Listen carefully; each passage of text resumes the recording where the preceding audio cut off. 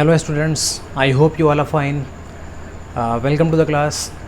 तो चलिए स्टार्ट करते हैं। आज हम पॉलिनोमियल्स का 7th लेक्चर। आपने 6th लेक्चर में देखा था कि किसी भी पॉलिनोमियल के ज़ीरोज़ और उसके कोएफिशिएंट्स के बीच में क्या रिलेशन होता है। हमने ये रिलेशन लीनियर में देखा था, क्वाड्रेटिक पॉलिनोमियल में देखा था और क्यूबिक पॉलिनोमियल में देखा था। आज हम उस पर बेस्ड कुछ क्वेश्चंस करने वाले हैं। तो अभी जो आपको क्वेश्चन दिख रहा है, it is from exercise 2.1 from the NCERT book. चलिए स्टार्ट करते हैं क्वेश्चन को। आप क्वेश्चन देख सकते हैं। The question says find the zeros of the following quadratic polynomials and verify the relationship between the zeros and the coefficients. Okay, let us start the first problem and the first question is x² minus 2x minus 8। चलिए इसको solve करते हैं। x² minus 2x minus 8। ठीक है, जब भी आपको किसी पॉलिनोमियल के ज़ीरोज़ फाइंड करने हों, सबसे पहला स्टेप होता है कि आप पॉलिनोमियल को ज़ीरो के इक्वेट कर दीजिए। तो फर्स्ट स्टेप, पॉलिनोमियल को ज़ीरो के इक्वेट कर देंगे। सेकंड थिंग, आपको ये चेक करनी है कि जो पॉलिनोमियल आप सॉल्व करने वाले हैं ये स्टैंडर्ड फॉर्म में है या नहीं। चलिए चेक करते हैं। स्टैंडर्ड फॉर्म के लिए आपको देखना ये होता है कि पॉलिनोमियल का standard form ax² plus bx plus c होता है। मतलब x² वाला टर्म पहले आना चाहिए, देख लें आप, पहले लिखा हुआ है x² वाला टर्म। फिर x वाला टर्म उसके बाद आना चाहिए, तो आप देख लें x वाला टर्म उसके बाद लिखा हुआ है। कांस्टेंट टर्म लास्ट में आना चाहिए, -8 कांस्टेंट और ये लास्ट में है। मतलब ये जो पॉलिनोमियल है ये इससे कंपेयर की जा सकती है, मतलब ये स्टैंडर्ड फॉर्म में है। अगर x² बाद में लिखा होता या कांस्टेंट टर्म पहले लिखा होता तो ये आगे पीछे होने से ये इक्वेशन, ये पॉलिनोमियल स्टैंडर्ड फॉर्म में नहीं होती। तो पहले हमको पॉलिनोमियल को स्टैंडर्ड फॉर्म में कन्वर्ट करना पड़ता, देन हम सॉल्व कर पाते हैं। फिलहाल अभी ये पॉलिनोमियल स्टैंडर्ड फॉर्म में है, तो स्टार्ट करते हैं इसको।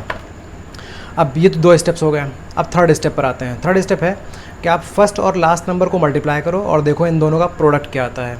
तो अगर आप -8 और x² को मल्टीप्लाई करेंगे तो आपको -8x² मिलेगा। ठीक है, अब करना क्या है कि आपको मिडिल टर्म जो -2x है इसके 2 पार्ट्स करने हैं। इसके 2 पार्ट्स ऐसे करने हैं कि उन 2 पार्ट्स का प्रोडक्ट भी -8x² होना चाहिए था। चलिए कॉल मैं करता हूँ। x² minus 4x plus 2x minus 8 is equals to 0। Okay, चलिए चेक करते हैं। देखिए, मैंने x² को x² कॉपी किया है, मैंने -2x की जगह -4x प्लस 2x लिखा है। अगर आप इन 2 टर्म्स को वापस ऐड करोगे तो आप देखोगे -2x मिल जाएगा, बिकॉज -4x प्लस 2x का साइन डिफरेंट है, तो ये सब्ट्रैक्ट होंगे। सब्ट्रैक्ट होने पर 2x आएगा। आप देखें 2x लिखा हुआ है। जब भी आप सब्ट्रैक्ट करते हैं तो साइन आपको बिगर नंबर का लगाना होता है। यहाँ बिगर नंबर -4x है, इसलिए साइन माइनस रहेगा। आपको क्लियर हो गया होगा कि -2x के ये 2 पार्ट्स हैं। अब आप चेक कर लीजिए कि इन दोनों को मल्टीप्लाई करने पर क्या आता है और इन दोनों को मल्टीप्लाई करने पर क्या आता है। तो इन 2 नंबर्स को मल्टीप्लाई करेंगे तो -8x² आएगा। -4x और 2x को मल्टीप्लाई करेंगे तब भी -8x² आएगा। तो इसका मतलब ये है कि हमने जो स्प्लिटिंग की है वो सही की है। अब आगे सॉल्व करते हैं। आप देखिए फर्स्ट और सेकंड टर्म में कॉमन क्या है। तो ऐसा नंबर जो इन दोनों का HCF है या ऐसा नंबर जो इन दोनों को डिवाइड कर सकता है उसे हम बोलते हैं इनका कॉमन। तो x इज़ कॉमन, बचेगा x - 4। यहाँ 2x और -8 में 2 कॉमन है। जब आप 2 कॉमन ले लोगे तो x - 4 बचेगा। ठीक है, अब आप देखें x - 4 यहाँ भी है, x - 4 यहाँ भी है, मतलब x - 4 कॉमन हो गया। आप x - 4 को कॉमन ले लोगे तो यहाँ बचेगा x, बिकॉज x - 4 आप फर्स्ट टर्म में से x - 4 को कॉमन निकाल लेते हैं तो x बचेगा। कॉमन का मतलब होता है कि आप इस टर्म को इस कॉमन से डिवाइड करने वाले हैं। ठीक है, आपने इस टर्म को जब x - 4 से डिवाइड किया तो x बचा। जब सेकेंड टर्म को आप x - 4 से डिवाइड करोगे तो आपको 2 मिलेगा, +2 मिलेगा। ठीक है, अभी आप सोचिए कि अगर x + 2 को हम राइट साइड में भेज दें तो ये x + 2 राइट साइड में जाएगा, 0 से डिवाइड होकर 0 बन जाएगा। तो हमारे पास x - 4 की वैल्यू, हमारे पास x - 4 की वैल्यू 0 आ जाएगी। या फिर दूसरा स्टेप ये भी हो सकता है कि हम x - 4 को राइट में भेज देते हैं तो x - 4 राइट में जाता, 0 से डिवाइड होकर 0 बन जाता और उस टाइम x + 2 की वैल्यू 0 बचती, x + 2 की वैल्यू 0 बचती। ठीक है, ओके, चलिए इसके आगे सॉल्व कर लेते हैं। अगर आप x - 4 की वैल्यू को 0 के इक्वेट करते हो तो x की वैल्यू क्या आ जाएगी? x - 4 की वैल्यू अगर 0 है तो x की वैल्यू क्या आ जाएगी? 4 आ जाएगी। दूसरी बात, अगर आप x + 2 को 0 के इक्वेट कर दो, अगर आप x + 2 को 0 के इक्वेट कर दोगे तो x की वैल्यू -2 आ जाएगी। तो हमारे पास इस पॉलिनोमियल के 2 ज़ीरोज़ आ चुके हैं, एक ज़ीरो है 4, दूसरा ज़ीरो है -2। आई होप आपको ये क्लियर हो चुका है कि एक ज़ीरो है 4 और दूसरा ज़ीरो है -2। अब हमें क्या करना है, ज़ीरोज़ तो फाइंड कर लिए, अब हमें ज़ीरोज़ और कोएफिशिएंट्स के बीच में रिलेशन को वेरीफाई करना है। ठीक है, चलिए वेरीफाई करते हैं। आपने पढ़ा था पिछली क्लास में कि क्वाड्रेटिक पॉलिनोमियल के जो ज़ीरोज़ होते हैं और उनके कोएफिशिएंट्स होते हैं उसमें कुछ रिलेशन होता है। रिलेशन होता है alpha plus beta minus B upon A के इक्वल होता है, alpha plus beta minus B upon A के इक्वल होता है, और alpha into beta C upon A के इक्वल होता है। अगर आपको रिलेशन को वेरीफाई करना हो तो आप अल्फ़ा प्लस बीटा को अलग सॉल्व करें और माइनस बी अपॉन ए को अलग सॉल्व करें और देखें ये दोनों इक्वल आते हैं कि नहीं आते हैं। अगर ये इक्वल आ जाएंगे तो वेरीफाई हो गया। चलिए अल्फ़ा प्लस बीटा की जगह मैं लिखूँगा अल्फ़ा की वैल्यू, इन 2 ज़ीरोज़ में से हम एक को अल्फ़ा मान लेते हैं, दूसरा हमारा बीटा होता है। तो अल्फ़ा की वैल्यू 4 है, बीटा की वैल्यू -2 है। आप 4 - 2 करेंगे तो 2 आ जाएगा। इधर माइनस बी अपॉन ए कर लीजिए, माइनस लिखिए, बी का मतलब होता है एक्स का कोएफिशिएंट, यहाँ एक्स का कोएफिशिएंट -2 है, आप यहाँ -2 लिख लीजिए। जब 2 साइन एक साथ हों तो एक को, इस नंबर को ब्रैकेट में कर लीजिएगा। ए का मतलब है एक्स स्क्वायर का कोएफिशिएंट, एक्स स्क्वायर का कोएफिशिएंट यहाँ कुछ भी नहीं दिख रहा है तो 1 है। माइनस माइनस प्लस, प्लस 2 को 1 से डिवाइड करेंगे तो 2 आ जाएगा। तो आपने देखा कि अल्फ़ा प्लस बीटा और माइनस बी अपॉन ए दोनों आपस में इक्वल हैं, मतलब ये रिलेशन वेरीफाई हो गया। अब एक और रिलेशन वेरीफाई करते हैं, और दूसरा रिलेशन है alpha into beta C upon A के इक्वल होना चाहिए। तो चलिए अल्फ़ा इंटू बीटा की वैल्यू पता कर लेते हैं। अल्फ़ा इंटू बीटा मतलब ज़ीरोज़ को हमें मल्टीप्लाई करना है, एक ज़ीरो 4 था और दूसरा ज़ीरो -2 था, तो 4 को -2 से मल्टीप्लाई करेंगे -8 आ जाएगा। अब चलिए सी अपॉन ए फाइंड कर लेते हैं। सी का मतलब कांस्टेंट टर्म -8 है। ए का मतलब एक्स स्क्वायर का कोएफिशिएंट जो कि 1 है। आप सॉल्व करिए, देखिए -8 आ गया। तो ये दोनों आपस में इक्वल हैं, रिलेशन वेरीफाइड। ये दोनों आपस में इक्वल हैं, रिलेशन वेरीफाइड। तो आप लिख दोगे हैंस वेरीफाइड, हैंस वेरीफाइड। तो आपने देखा कि इस पॉलिनोमियल के ज़ीरोज़ कैसे फाइंड करते हैं और फिर उन ज़ीरोज़ को वेरीफाई कैसे करते हैं, कोएफिशिएंट्स के साथ रिलेशन कैसे बिठाते हैं। ओके, आई होप आपको ये क्लियर है। अब इस क्वेश्चन में चलिए सेकेंड पार्ट करते हैं। सेकेंड पार्ट है 4s square minus 4s plus 1। तो इस पॉलिनोमियल के ज़ीरोज़ फाइंड करने के लिए सबसे पहले इसको हम ज़ीरो के इक्वेट कर देंगे। अब चेक करेंगे क्या ये स्टैंडर्ड फॉर्म में है। तो आप देखें इस वेरिएबल पर स्क्वायर लगा हुआ है, ये पहले टर्म में है, वेरिएबल अकेला लिखा हुआ है, ये सेकेंड टर्म है, और ये कांस्टेंट टर्म है। पिछले क्वेश्चन में वेरिएबल एक्स यूज़ किया गया था और इस क्वेश्चन में वेरिएबल एस यूज़ किया गया है, सिर्फ इतना डिफरेंस है। बाकी हमने इसको ज़ीरो के इक्वेट कर दिया है ज़ीरोज़ फाइंड करने के लिए। ये स्टैंडर्ड फॉर्म में भी है। अब चलिए मल्टीप्लाई करते हैं। फर्स्ट टर्म है 4s स्क्वायर, लास्ट टर्म है 1, इन दोनों को मल्टीप्लाई करेंगे तो आपको 4s स्क्वायर मिलेगा। -4s के 2 ऐसे पार्ट्स करिए कि उनका प्रोडक्ट भी यही हो, मतलब 4s स्क्वायर हो। चलिए हम लिखते हैं 4s स्क्वायर, -4s को लिखते हैं -2s plus 1 is equals to 0। ठीक है, आप अगर चेक करना चाहते हैं कि स्प्लिटिंग सही हुई है गलत हुई है तो 2 चीज़ें चेक कर लीजिए। -2s क्या होता है, -4s होता है, करेक्ट। नेक्स्ट चीज़ ये चेक कर लीजिए कि इन दोनों को मल्टीप्लाई करने पर कितना आता है, 4s स्क्वायर। इन दोनों को मल्टीप्लाई करने पर कितना आता है, 4s स्क्वायर। साइन के साथ चेक करिएगा, इन दोनों को मल्टीप्लाई करेंगे तो प्लस 4s स्क्वायर आएगा, इन दोनों को मल्टीप्लाई करेंगे तब भी प्लस 4s स्क्वायर आएगा। तो मतलब स्प्लिटिंग सही है। चलिए इसका क्या करते हैं, इन दोनों में कॉमन 2 है, इन दोनों में कॉमन s भी है। तो अगर आप इस नंबर को 2s से डिवाइड कर देंगे, मतलब कॉमन से डिवाइड कर देंगे, तो 2s बचेगा। कन्फ्यूज़ है कैसे, तो 4s स्क्वायर को मैंने 2s से डिवाइड कर दिया, 2 टाइम्स ऊपर 2 बचा। s स्क्वायर को s से डिवाइड करेंगे तो एक ऊपर से s कैंसिल हो जाएगा, एक नीचे से s कैंसिल हो जाएगा, तो बच जाएगा 2s। तो समझ में आ गया 2s कैसे बचा। फिर इसमें से आप 2s कॉमन निकाल लोगे तो कुछ भी नहीं, 1 बचेगा। अब इन दोनों में कॉमन क्या है, आप देखोगे इन दोनों में कॉमन कुछ भी नहीं मिल रहा है। जब कुछ भी कॉमन ना मिले तो 1 कॉमन ले लीजिए। हम -1 कॉमन ले लेते हैं। जब आप माइनस कॉमन लेते हैं तो नंबर्स के साइन बदल जाएंगे, ये -2s प्लस 2s हो जाएगा और +1 -1 बन जाएगा। याद रखिए, अगर आपने -1 कॉमन लिया है तो आपको यही नंबर्स कॉपी करने हैं, बस साइन बदल जाएगा। अगर आपने +1 कॉमन लिया होता तो सेम यही नंबर आ जाते। ओके, अब आप देखें 2s - 1 is here, 2s - 1 is here, 2s - 1 दोनों जगहों पर है। इसका मतलब 2s - 1 कॉमन लिया जा सकता है, तो हम 2s - 1 को कॉमन ले लेते हैं। अब इस फर्स्ट टर्म में से अगर 2s - 1 को कॉमन ले लिया गया है तो बचा क्या, 2s। अगर सेकेंड टर्म में से 2s - 1 को आप कॉमन ले लेंगे तो बचा क्या, -1। अब आप 2s - 1 को 0 के इक्वेट कर दीजिए, तो 2s की वैल्यू आ जाएगी 1 और s की वैल्यू आ जाएगी 1/2। फिर आप 2s माइनस वन को 0 के इक्वेट कर दीजिए, इस 2s माइनस वन को 0 के इक्वेट कर दीजिए। तो 2s माइनस वन को आप 0 के इक्वेट करेंगे तो इसकी वैल्यू आ जाएगी 1/2। फिर तो आपने देखा कि आपने 2s माइनस वन, इस 2s माइनस वन को भेज दिया था राइट में, ये 0 से डिवाइड होकर 0 बन गया था, तो इस 2s माइनस वन की वैल्यू 0 थी, उससे s की वैल्यू आ गई है। फिर आपने इस 2s माइनस वन को राइट में भेज दिया, ये 0 से डिवाइड हो गया, तब इस 2s माइनस वन की वैल्यू 0 थी यहाँ, इससे हमने s की वैल्यू 1/2 पता कर ली। तो इस लीनियर, इस क्वाड्रेटिक पॉलिनोमियल के 2 ज़ीरोज़ हैं और वो हैं 1/2 1/2। क्लियर? मैं इसको इरेज करता हूँ और इसके ज़ीरोज़ को लिख लेता हूँ, देन हम ज़ीरोज़ में और कोएफिशिएंट्स में रिलेशन देखेंगे क्या है। ठीक है, ज़ीरोज़ हैं इसके 1/2 एंड 1/2। चलिए अब रिलेशन को वेरीफाई करते हैं। अल्फ़ा प्लस बीटा और माइनस बी अपॉन ए दोनों को आपस में इक्वल आना चाहिए। पहले अल्फ़ा प्लस बीटा देख लेता हूँ कितना है। अल्फ़ा प्लस बीटा का मतलब है दोनों ज़ीरोज़ का सम, तो एक ज़ीरो है 1/2, दूसरा ज़ीरो है 1/2, इन्हें आप ऐड करोगे तो ये हो जाएगा 2/2, मतलब 1 हो जाएगा ये। अब माइनस बी अपॉन ए फाइंड कर लेते हैं और देखते हैं ये वैल्यूज़ दोनों आपस में इक्वल आती हैं या नहीं आती हैं। माइनस का मतलब तो माइनस है, बी मीन्स वेरिएबल का कोएफिशिएंट, यहाँ वेरिएबल एस है ना, तो एस का कोएफिशिएंट देखिए। अगर वेरिएबल एक्स होता तो एक्स का कोएफिशिएंट देखते हैं, -4 ले लेंगे, -4।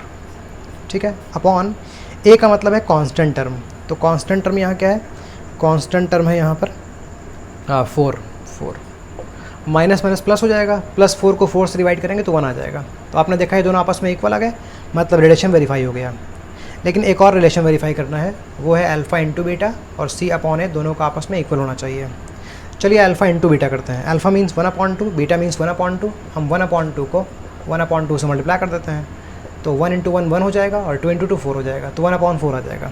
c अपॉन ए करते हैं, c का मतलब कांस्टेंट टर्म 1 है, और a मीन्स वेरिएबल के स्क्वायर का कोएफिशिएंट, वेरिएबल के स्क्वायर का कोएफिशिएंट मतलब 4। यू कैन सी 1/4 इक्वल है, मतलब अल्फ़ा इंटू बीटा की वैल्यू और c अपॉन ए की वैल्यू इक्वल है, तो आपने वेरीफाई कर दिया इसको भी। ओके, आई होप क्लियर है। जब भी एग्जाम में आएगा कि आपको रिलेशनशिप को वेरीफाई करना है तो आपको दोनों रिलेशनशिप्स दिखानी पड़ेंगी। आपको alpha into beta c upon A के इक्वल भी दिखाना पड़ेगा और आपको ज़ीरोज़ भी दिखाने पड़ेंगे। आई होप आपको ये क्लियर हो चुका है। ठीक है, तो चलिए now we are moving to the third problem, and the third problem says 6x² -3 -7x। सबसे पहला काम हम क्या करते हैं, जब भी हमें किसी पॉलिनोमियल के ज़ीरोज़ फाइंड करने रहते हैं तो हम पॉलिनोमियल को 0 के इक्वेट कर देते हैं। दूसरा काम क्या करते हैं, हम देखते हैं क्या ये पॉलिनोमियल स्टैंडर्ड फॉर्म में है। तो इस बार आप देखेंगे ये पॉलिनोमियल स्टैंडर्ड फॉर्म में नहीं है, बिकॉज वेरिएबल का स्क्वायर मतलब x का स्क्वायर वाला टर्म तो पहले लिखा है, लेकिन अब x का टर्म आना चाहिए था, वो लास्ट में लिखा है। तो आप इसको सेट कर लो, स्टैंडर्ड फॉर्म में लिख लो। आप लिखो 6x² -7x को अब लिखिए और अब -3 लिखिए। तो आपने जब पॉलिनोमियल को इस फॉर्म में लिखा ना, तो ये स्टैंडर्ड फॉर्म में आ चुकी है। तो याद रखिएगा, जब भी स्टैंडर्ड फॉर्म में नहीं होगी तो आप उसको स्टैंडर्ड फॉर्म में कन्वर्ट करोगे। नाउ अब करते हैं थर्ड स्टेप। इन दो नंबर्स को मल्टीप्लाई करिए। This number is 6x², this number is -3। अगर आप इन्हें मल्टीप्लाई करोगे तो -18x² मिलेगा। अब -7x के 2 पार्ट्स कर दीजिए। 2 पार्ट्स ऐसे करिएगा कि उनको मल्टीप्लाई करने पर भी यही आ जाए। तो हम ऐसा करते हैं, 6x², मैं ऐसे लिखता हूँ -9x + 2x। अगर आप इन 2 पार्ट्स को मल्टीप्लाई करेंगे ना तो माइनस प्लस माइनस हो जाएगा, 9 × 2 18 हो जाएगा, x × x x² हो जाएगा। देखा। दूसरी बात ये भी चेक कर लीजिए कि -9x + 2x, इन दोनों का साइन डिफरेंट है, इन्हें आप सब्ट्रैक्ट करोगे तो 7x आएगा, मतलब जो ऊपर लिखा है वही आ गया। तो इसका मतलब है कि हमने स्प्लिटिंग सही की है। अब कॉमन लेने की बारी है। आप देखें 6x² और -9x में 3 कॉमन है, क्योंकि 6 भी 3 से डिविजिबल है, 9 भी 3 से डिविजिबल है। आप देखेंगे x भी कॉमन है, बिकॉज ये नंबर भी x से डिविजिबल है और ये टर्म भी x से डिविजिबल है। तो व्हाट इज़ लेफ्ट, जब आप इस नंबर को 3x से डिवाइड करेंगे तो बचेगा 2x। जब आप 9x को 3x से डिवाइड करेंगे तो बचेगा 3। अब यहाँ कॉमन कुछ नहीं मिलेगा तो 1 कॉमन ले लीजिएगा, +1 कॉमन ले लीजिए। और जब आप +1 कॉमन लेते हैं तो जो नंबर्स जैसे थे वैसे ही एज इट इज़ कॉपी कर लिए जाते हैं। Okay, now you can see 2x - 3 यहाँ भी है, 2x - 3 यहाँ भी है, so 2x - 3 can be taken as common. जब आप इस टर्म में से 2x - 3 को कॉमन निकाल देंगे तो बचेगा 3x। जब आप इस टर्म में से 2x - 3 कॉमन निकाल लेंगे तो बचेगा 1। अब चलिए अगर 3x प्लस 1 को मैं राइट साइड में भेजूँ तो वो 0 से डिवाइड होकर 0 बन जाएगा, मतलब 2x माइनस 3 की वैल्यू 0 आ जाएगी, मतलब 2x की वैल्यू 3 आ जाएगी, मतलब x की वैल्यू 3/2 आ जाएगी। ठीक है। दूसरी बात, अगर मैं 2x माइनस 3 को राइट साइड में भेज दूँ तो ये 0 से डिवाइड होगा, 0 बन जाएगा, तब 3x प्लस 1 की वैल्यू 0 आ जाएगी, 3x प्लस 1 की वैल्यू 0 हो जाएगी, और 3x की वैल्यू -1 हो जाएगी, और x की वैल्यू -1/3 हो जाएगी। तो आपने इस तरह से देखा कि हमने ज़ीरोज़ फाइंड कर लिए हैं, और जो ज़ीरोज़ हैं उसमें एक ज़ीरो है 3/2 और दूसरा ज़ीरो है -1/3, दो ज़ीरोज़ में मिल गए हैं।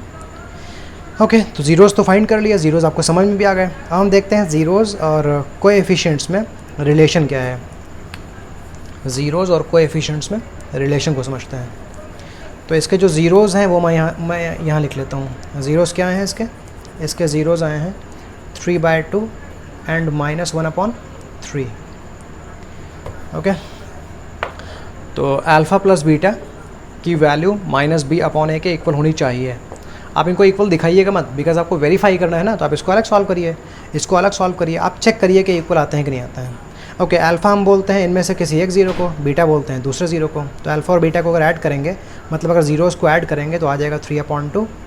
ऐड करना है तो प्लस लगाइए, फिर ये नंबर कॉपी कर लीजिए -1/3। ठीक है, अब ये हो जाएगा 3/2 प्लस माइनस माइनस हो जाएगा। आप इन्हें सॉल्व करोगे तो ये हो जाएगा 2 और 3 का एलसीएम हो जाएगा 6। 2 के टेबल में 6 कब आता है, 2 3 टाइम्स आता है ना, तो ऊपर 3 से मल्टीप्लाई कर दीजिए। 3 के टेबल में 6 कब आता है, 3 2 टाइम्स आता है, ऊपर 2 से मल्टीप्लाई कर दीजिए। ठीक है, तो आपने इस तरह से देखा कि ये 7/6 आ गया। अब इधर आते हैं -b/a करते हैं, तो माइनस लिखिए, b का मतलब है x का कोएफिशिएंट। तो आप यहाँ इस बार इसको भी मत समझिएगा, b वो नंबर नहीं होता है जो बीच में लिखा होता है, b x का कोएफिशिएंट होता है। x का कोएफिशिएंट -7 है, तो आप -7 लिख लीजिए। ओके, a का मतलब x² का कोएफिशिएंट, जो वेरिएबल है उसके स्क्वायर का कोएफिशिएंट मतलब 6। अब माइनस माइनस प्लस हो जाएगा, प्लस 7/6 आ जाएगा। आपने देखा दोनों आपस में इक्वल है, तो हमने एक रिलेशन को वेरीफाई कर दिया है। ओके, ये मिस हो गया, दोबारा देख लीजिए। -b की वैल्यू -7 है और अपॉन 6 है, माइनस माइनस प्लस हो जाएगा और 7/6 हो जाएगा। ठीक है ना, आई एम सॉरी ये पार्ट मिस हो गया है। ठीक है, तो एक हमने रिलेशन दिखा दिया है। अब दूसरा रिलेशन दिखाते हैं अल्फ़ा इंटू बीटा का। हमें दिखाना है कि अल्फ़ा इंटू बीटा और c/a दोनों आपस में इक्वल होंगे। अल्फ़ा इंटू बीटा का मतलब होता है मैं अल्फ़ा और बीटा को मतलब ज़ीरोज़ को मल्टीप्लाई करूँगा। तो एक ज़ीरो है 3/2 और दूसरा ज़ीरो है -1/3। आप देखें 3 और 3 तो कैंसिल हो जाएगा ऊपर नीचे, तब क्या बचेगा, -1/2 बचेगा। ठीक है, ओके, चलिए इधर हम करते हैं c/a। c का मतलब क्या है, c मीन्स कांस्टेंट टर्म यहाँ -3 है, और a means coefficient of x² which is 6। 3 और 6 कैंसिल हो जाएंगे, 3 1 टाइम्स, 3 2 टाइम्स, ये आ जाएगा -1/2। तो आपने देखा कि ये दोनों आपस में इक्वल आ चुके हैं, तो हमने इसको भी वेरीफाई कर दिया है। आई होप ये आपको क्लियर है। ठीक है, I hope the screen is clear. थोड़ी सी लाइट प्रॉब्लम है लेकिन आपको दिख रहा होगा। I am sorry for the disturbance. तो चलिए अब करते हैं fourth problem. In the fourth problem we have this one 4u² + 8u। आपको इस पॉलिनोमियल का ज़ीरो फाइंड करना है, तो पहले आप इसको ज़ीरो के इक्वेट कर लो, फिर आप चेक करो ये स्टैंडर्ड फॉर्म में है, तो ये स्टैंडर्ड फॉर्म में भी है, बिकॉज पहले स्क्वायर वाला टर्म है, फिर वेरिएबल सिंगल लिखा हुआ है और कांस्टेंट टर्म है ही नहीं, इसलिए लिखने की ज़रूरत भी नहीं है। अब इन दोनों में कॉमन ले लीजिए, यहाँ डायरेक्ट कर लोगे आप क्योंकि दो ही टर्म्स है ना। अब इनमें कॉमन ले लो, 4 कॉमन है। अगर 3 टर्म्स होते तब हम सोचते हैं स्प्लिटिंग के बारे में, यहाँ हम डायरेक्ट कर सकते हैं। ओके, 4 कॉमन है इन दोनों में, u भी कॉमन है, तो जब आप 4u² को 4u से डिवाइड करोगे तो u बचेगा और यहाँ 2 बच जाएगा। अब आप 4u को 0 के इक्वेट कर दीजिए, तो u की वैल्यू हो जाएगी 0/4 और 0/4 का मतलब 0 होता है। या फिर दूसरा तरीका है कि आप इसको 0 के इक्वेट कर दीजिए, 0 + 2 को आप 0 के इक्वेट कर दीजिए, तो 0 की वैल्यू क्या आ जाएगी, सॉरी u की वैल्यू, u + 2 को 0 के इक्वेट कर देंगे तो u की वैल्यू आ जाएगी -2। तो आपने देखा ये जो वेरिएबल है, इस क्वेश्चन में वेरिएबल x नहीं यूज़ हुआ है, u यूज़ हुआ है, तो u की वैल्यू 0 हो सकती है या u की वैल्यू -2 हो सकती है। तो यहाँ हमें 2 ज़ीरोज़ मिले हैं and those 2 zeros are 0 and -2, ये 2 ज़ीरोज़ हैं। क्लियर। अब चलिए ज़ीरोज़ और कोएफिशिएंट्स में रिलेशन दिखाते हैं। याद रखिएगा 0 और -2 2 ज़ीरोज़ निकले हैं, ज़ीरोज़ हैं 2, एक है 0 और एक है -2। अब रिलेशन को दिखाता हूँ मैं, अल्फ़ा प्लस बीटा और माइनस बी अपॉन ए को मैं अलग अलग सॉल्व करूँगा और देखूँगा दोनों आपस में इक्वल आते हैं कि नहीं आते हैं। अल्फ़ा प्लस बीटा का मतलब है जीरोज़ को ऐड कर लेना, तो एक ज़ीरो है ज़ीरो और दूसरा ज़ीरो है -2, मैंने दोनों को ऐड कर लिया है। प्लस माइनस माइनस हो जाएगा, ये -2 बन जाएगा। -2 को ज़ीरो में ऐड करेंगे तो -2 ही रहेगा वो। यहाँ लिखते हैं माइनस, बी का मतलब है एक्स का कोएफिशिएंट, मतलब वेरिएबल का कोएफिशिएंट। यहाँ वेरिएबल यू है तो यू का कोएफिशिएंट मतलब 8। ए का मतलब है एक्स स्क्वायर का कोएफिशिएंट, यहाँ एक्स स्क्वायर की जगह यू है तो यू स्क्वायर का कोएफिशिएंट। आप इन्हें सॉल्व कर लो, -2 आ जाएगा। तो देखिए दोनों आपस में इक्वल आ गए ना, हमने रिलेशन को वेरीफाई कर दिया। अब दूसरा रिलेशन दिखाते हैं हम, अल्फ़ा इंटू बीटा और सी अपॉन ए। देखते हैं क्या ये आपस में इक्वल है। अल्फ़ा इंटू बीटा का मतलब इन दोनों को मल्टीप्लाई कर लीजिए। अगर आप 0 और -2 को मल्टीप्लाई करेंगे तो 0 मिलेगा। यहाँ सी अपॉन ए करना है, सी का मतलब कांस्टेंट टर्म। तो आप देखें इस पॉलिनोमियल में कांस्टेंट टर्म था ही नहीं। कांस्टेंट टर्म वो होता है जिसमें वेरिएबल नहीं लगा होता है। यहाँ भी वेरिएबल है, यहाँ वेरिएबल का स्क्वायर है, यहाँ वेरिएबल है, तो वो था ही नहीं। तो यहाँ सी क्या है, यहाँ सी 0 होगा। ए का मतलब है वेरिएबल के स्क्वायर वाला टर्म, मतलब एक्स स्क्वायर का कोएफिशिएंट। एक्स स्क्वायर यहाँ नहीं है, उसकी जगह यू स्क्वायर है, तो इसका कोएफिशिएंट ले लीजिए 4। 0/4 0 होता है, क्योंकि जब कोई नंबर 0 को डिवाइड करता है तो रिजल्ट 0 आता है। आपने देखा है दोनों आपस में इक्वल है, इसलिए ये वेरीफाई हो गया। ओके, तो आई होप आपको ये चारों पार्ट्स क्लियर हो गए हैं। जब हम नेक्स्ट लेक्चर करेंगे तो उसमें लास्ट के 2 पार्ट्स करेंगे, और अभी हमारे पास इस एक्सरसाइज में एक क्वेश्चन नंबर 2 भी है, उस क्वेश्चन को भी सॉल्व करेंगे। तो आई होप ये क्लियर है। एक बार फिर आई am sorry for the light thing, कुछ डिस्टर्बेंस हो गया है, बट आई थिंक आपको ये क्लियर होगा। Thank you very much for cooperating